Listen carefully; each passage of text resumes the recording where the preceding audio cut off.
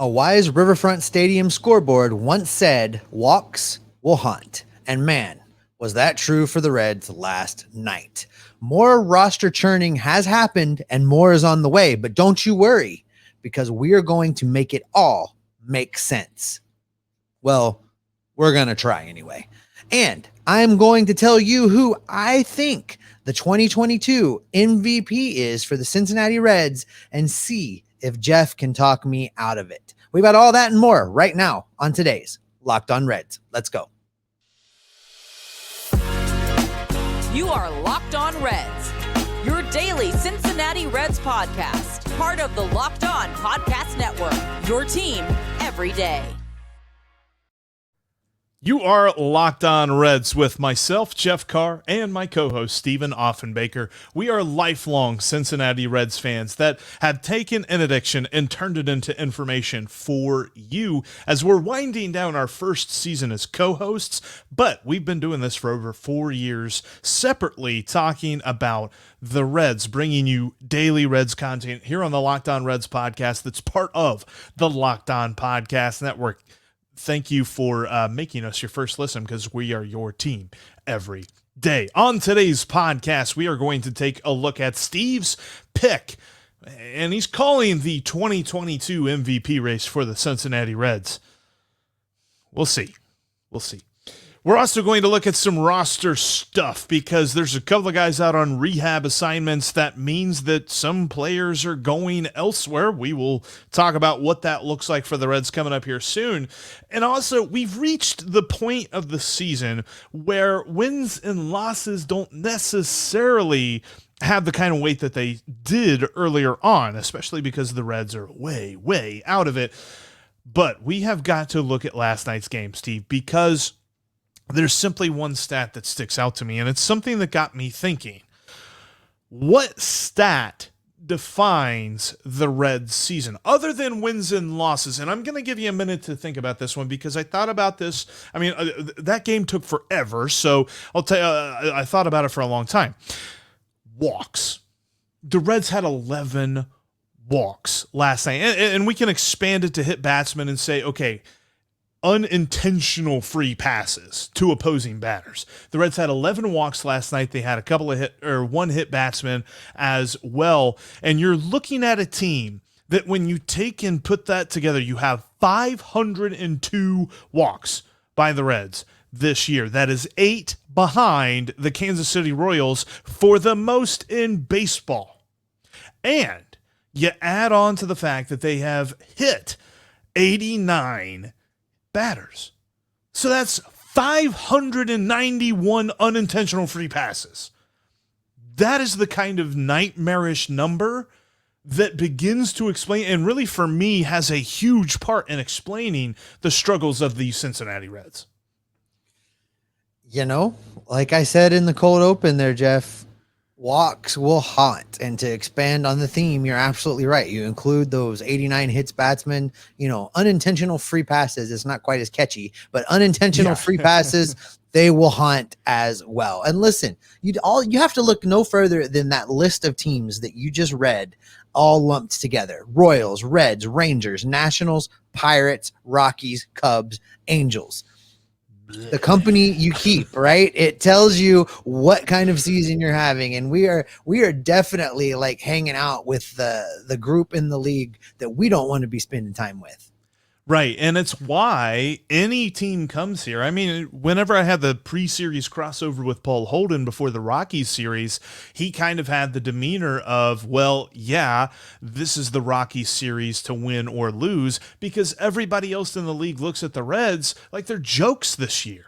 And it's hard to argue with them when you're sitting here and just saying, yep, go on to first 591 times in some way, shape, or form, whether it's 4 pitches or whether it's just plunking a dude on the shoulder, in the hip, in the leg, in the head, whatever.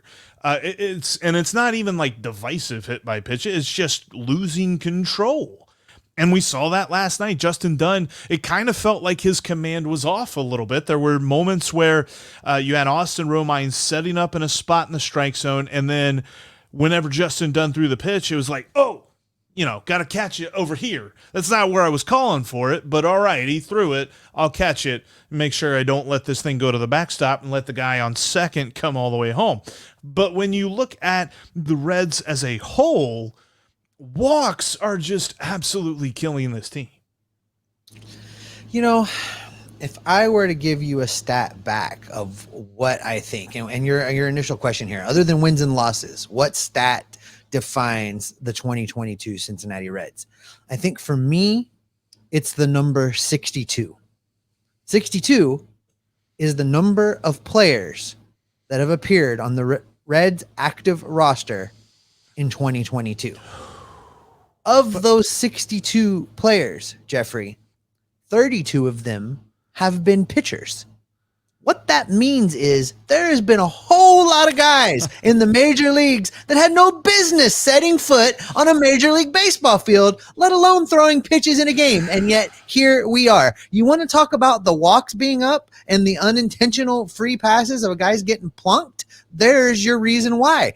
I mean, they're just this close to having me and you come up for a spot start. They've got nobody else. It is ridiculous, and I think it tells me everything I need to know. And it's not just the pitchers, it's the hitters too. They have had guys on this team playing meaningful baseball games earlier in the season that had no business being anywhere near a major league clubhouse. Taylor Motter, I'm looking at you.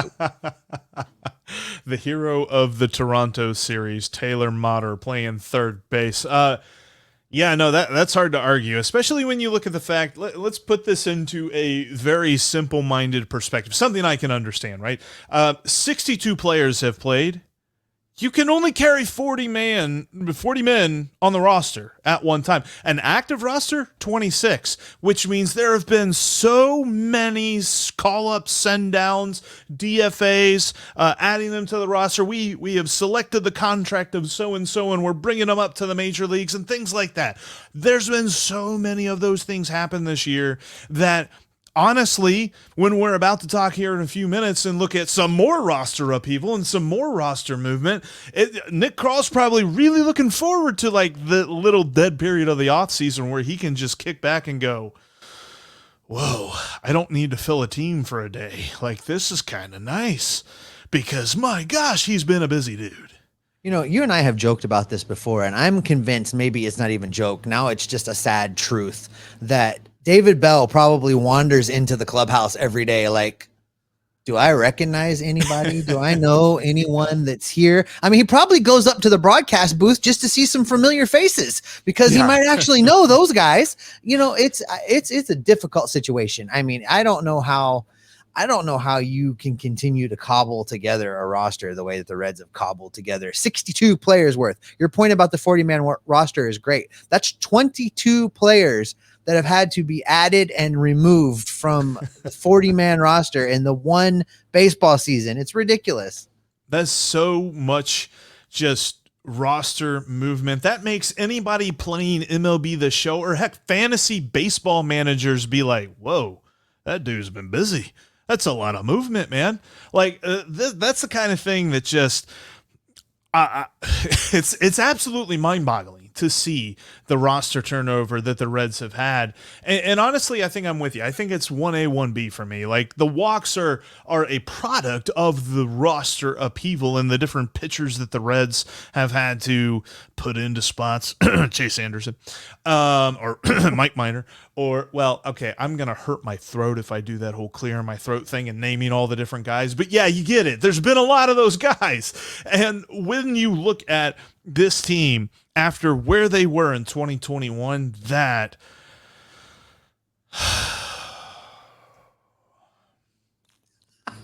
absolutely.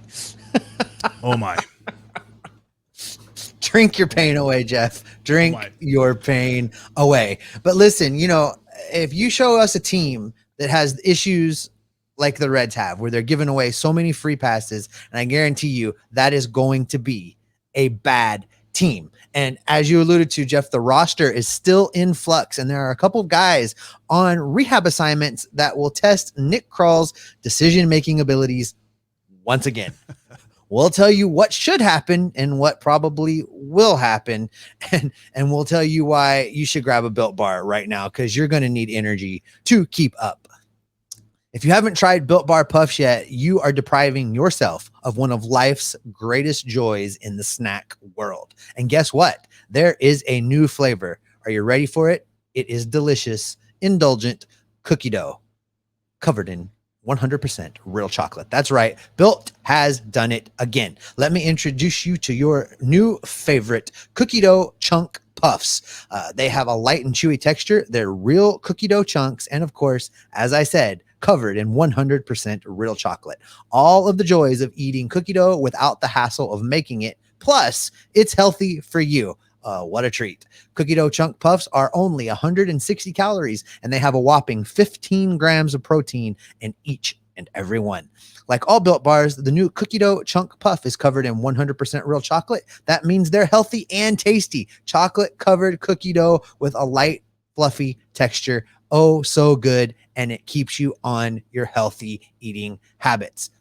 You can go to built.com right now and use the promo code LOCKEDON15 to get 15% off of your next order at built.com. Again, use the promo code LOCKEDON15 to save 15% off of your next order of cookie dough chunk puffs, cherry barcia, or whatever other Built Bar is your favorite. Get that order in today.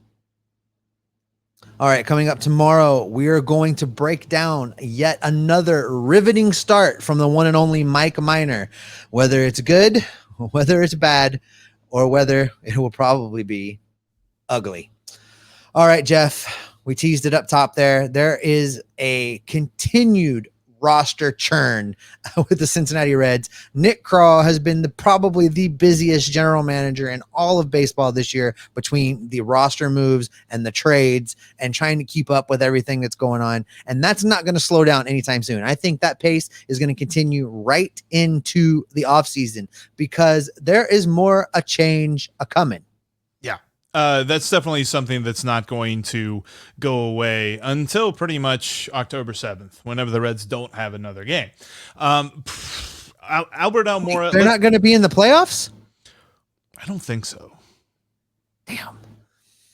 Actually, I think they were mathematically eliminated. We can't even do the whole. We can't even do.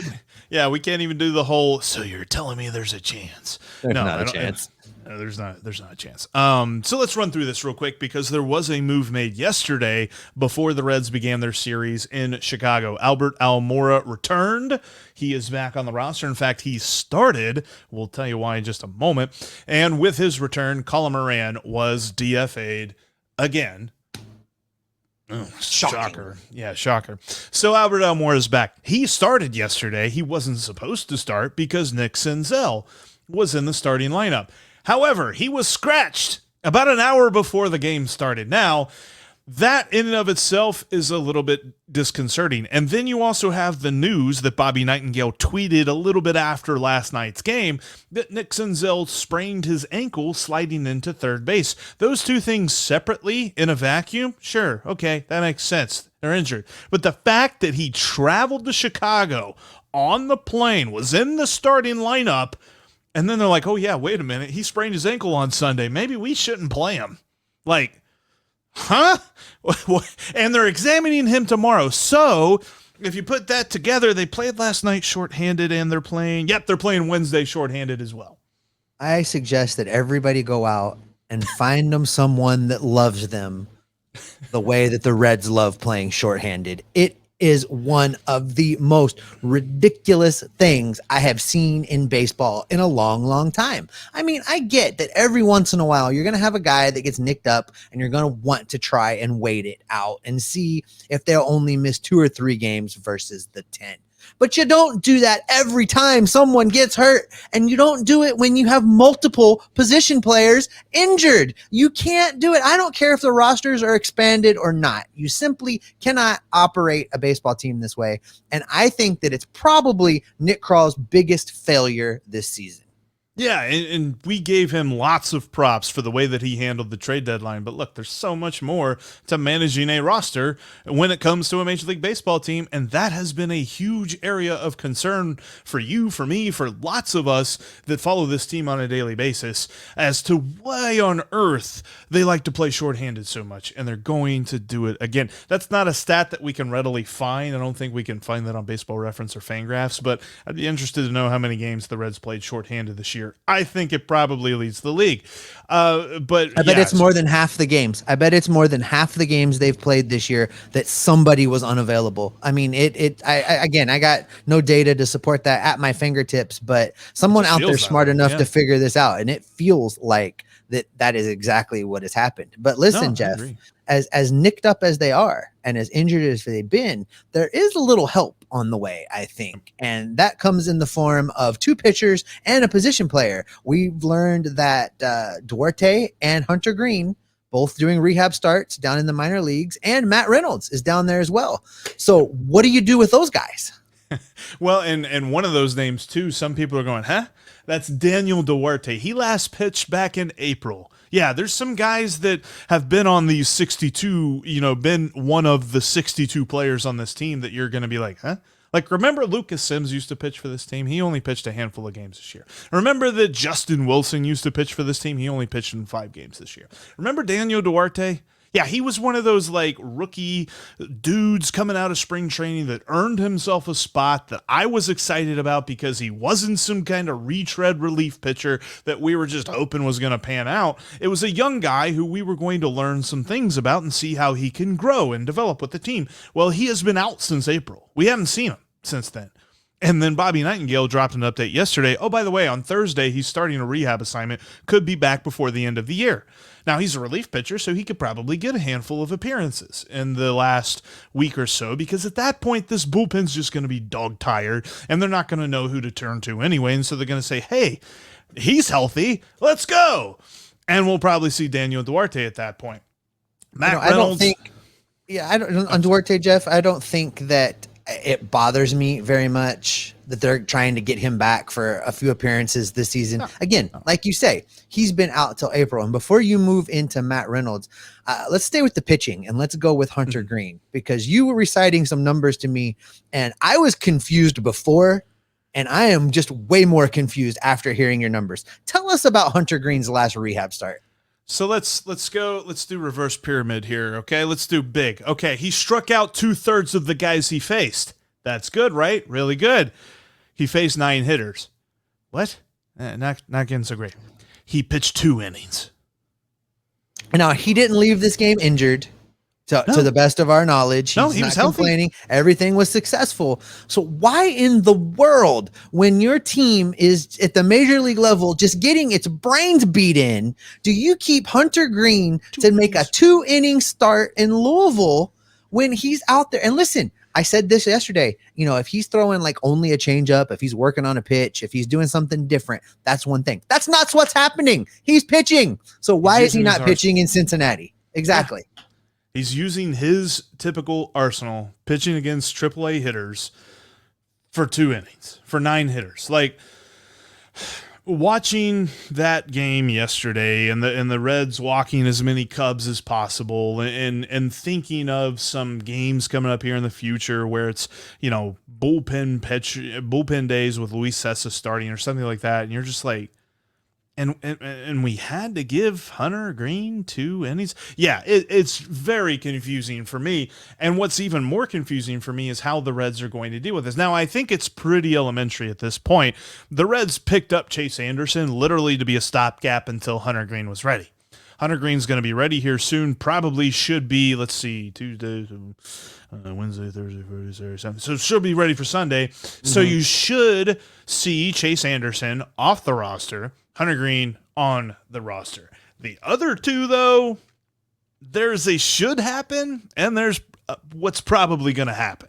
And what should happen, Steve, I think you and I both agree on.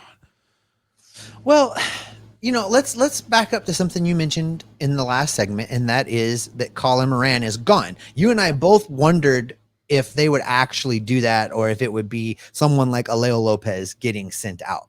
So now you've got Matt Reynolds, who's going to be activated from this rehab start in the minor leagues, and they're going to have to make room for him.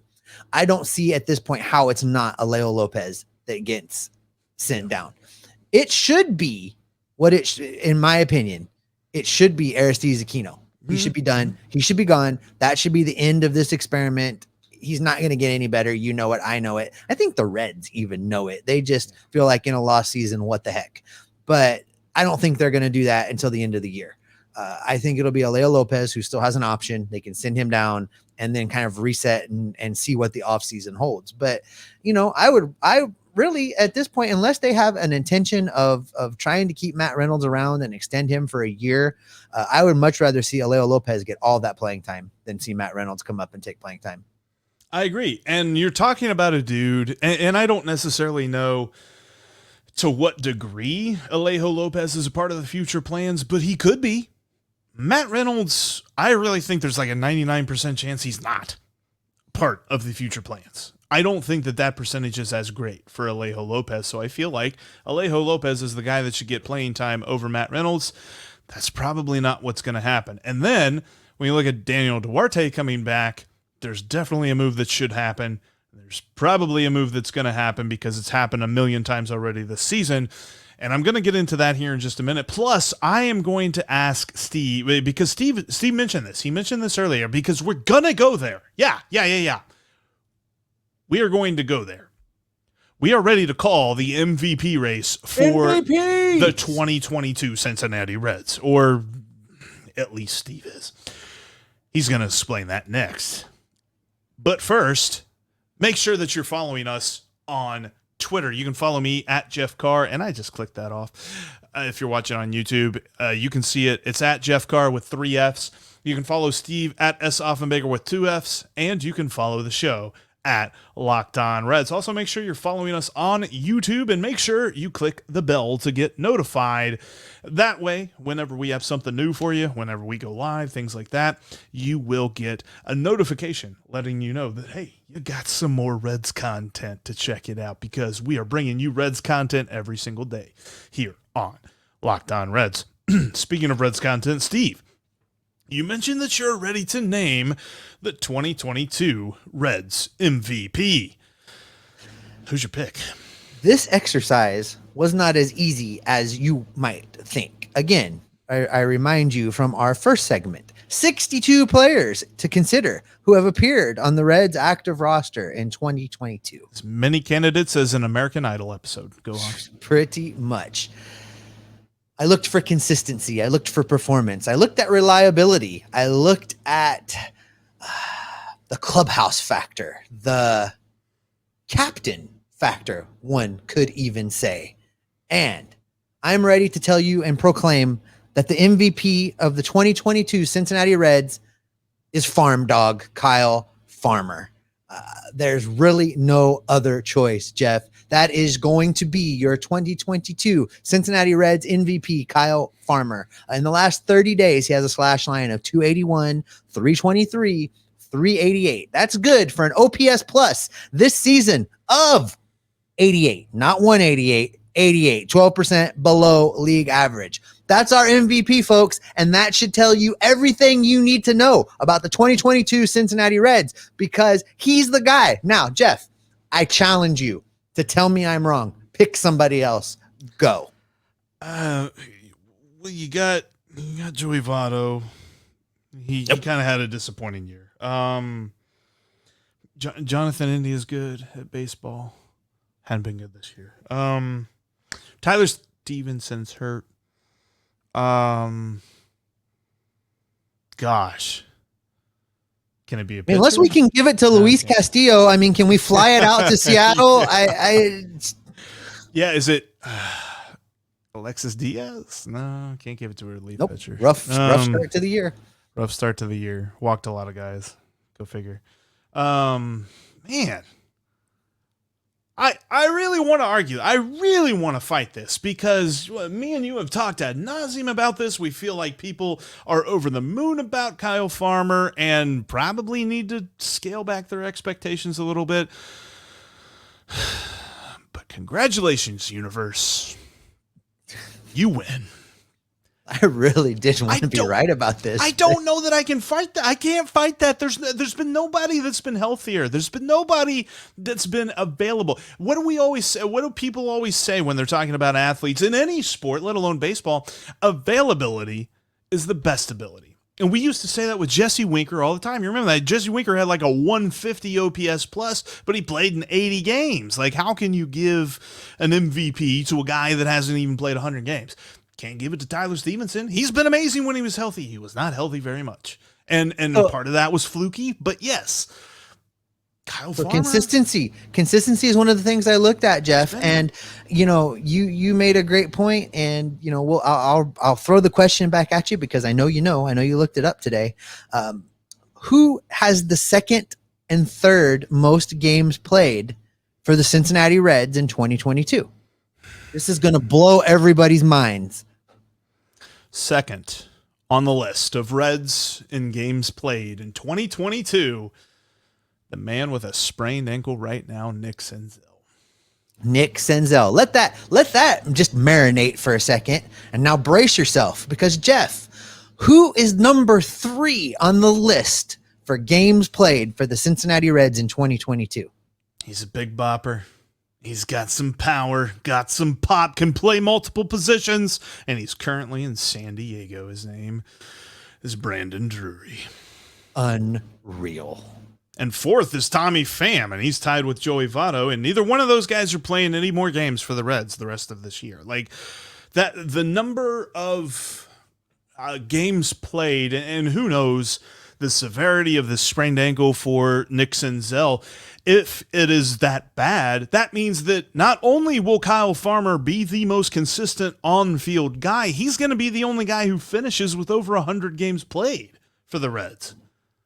It's ridiculous. Whatever happens this offseason, Jeff, I hope that an overhaul of the strength and conditioning and training and medical programs is on the list of things to get done heading into 2022. 62 players, 31 of them have been on the IL for some amount of time this year. 31. Like, I know it's kind of hard to quantify strength and conditioning, but that seems pretty close. Fluky injuries always happen, but it just really feels like the Reds have had just way more than their fair share. But as a result, Jeff, I'm ready to tell you, I'm ready to shout it from the podcasting rooftops. Kyle Farmer, your 2022 MVP. Barry Larkin is helping to draft the contract extension right now. Probably. Man. I can't and tell that's going to do it. Yeah. That's it. We're going to wrap up right there. Barry Larkin's drafting a contract. Kyle Farmer's your MVP. Oh, my goodness. But that's going to do it for us today on Locked On Reds. Coming up tomorrow, we will break down, once again, a riveting start from Mike Minor against the Chicago Cubs. Will it be good? Will it be bad? Will it be ugly? Well, I know what I would bet on over at betonline.net. Thanks for making Locked On Reds your first listen of the day. Now make your second listen the Ultimate Pro Football Preview 2022. It's an 8-episode extravaganza that will get you ready for the NFL season. Hooray, go Bengals. They're winning the North. The local team experts of the Locked On Podcast Network will have you covered for all of the information you need for the NFL season and the betting angle from Lee Sterling of Locked On Bets, all combining into one ultimate NFL preview. Search for the Ultimate Pro Football Preview 2022 on your Audacity app, YouTube, or wherever you get your podcasts. All right, Jeff, Mike Minor's going to throw a no-hitter. Wait, that's probably not right. Hunter Greene is starting. Nope, he's still in Louisville. Tell the people what we're going to be doing, Jeff. Well, they can expect me to be figuring out how to draft an apology letter for doubting Kyle Farmer as much as I have over the last year. They can expect that in some way, shape, or form, we're going to hopefully not see as many walks as we saw last night. And they can expect us to be Locked On Reds every single day.